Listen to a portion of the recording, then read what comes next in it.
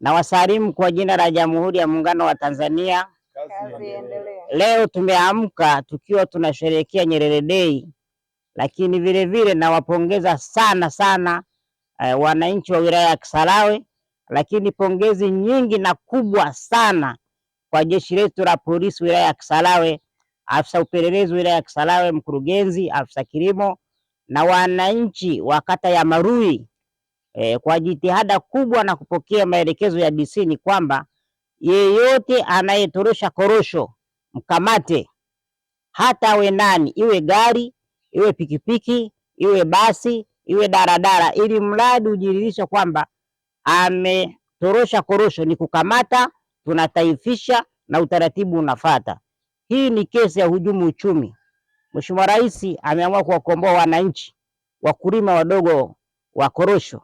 Tumeona juzi Mtwara eneo la Runari, na jana korosho zimeuzwa shilingi 4,150, lakini kuna matapeli wezi huku Kisarawe wananunua korosho kwa shilingi 500, kwa shilingi 800, kwa shilingi 700, kwa kuwadanganya wananchi kwamba soko halipo.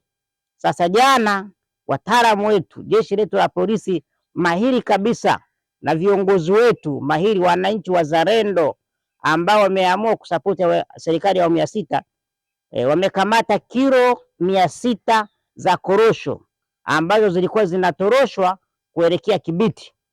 Nami natoa masaa 24 hawa waliokimbia wakati wanatorosha korosho wakaacha pikipiki, nataka waripoti ofisini kwa OCD kabla ya kesho saa 10.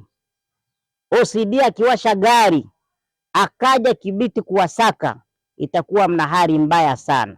Sisi tulishasema maisha ya ujanja yamefika mwisho, na hii hatutanii, tutawakamata, tutawapiga show. Ile show iliyokuwa nasema ndo tunaanza nao hawa. Hatuwezi kuwa Mheshimiwa Rais anahangaika kuwakomboa wananchi wakulima wa korosho, kuinua maisha yao, alafu kuna watu wao wanaishi tu kwa ujanja kwa kutapeli.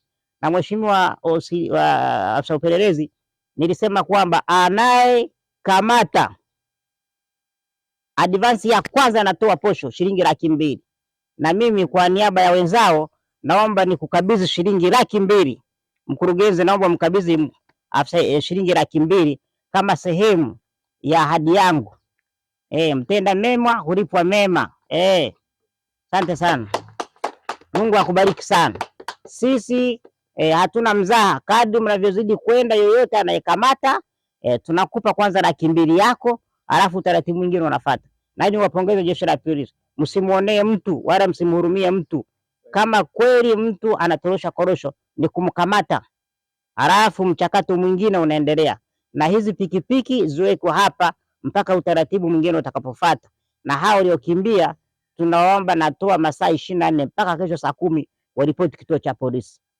Nikiwasha gari hapa kamati ya ulinzi na usalama, tukija Kibiti tunakusaka, tutakusaka vibaya mno. Yani tutakusaka kama vile, yani sijui nisemeje, aje ujisalimisha haraka, na wale wanaokutuma na wote wenye mtao tunahitaji cheni yote haraka iwezekanavyo. Mungu akubariki sana, endelea na kazi, chapa kazi huko sehemu salama. Naomba uende na wewe ukanywa supu asubuhi. Kunywa supu ya kuku, endelea na msako. Hatuwei sisi. Ukifanya memba, sisi hatuna shida na mzigo upo. Tunahitaji ukamate wahalifu.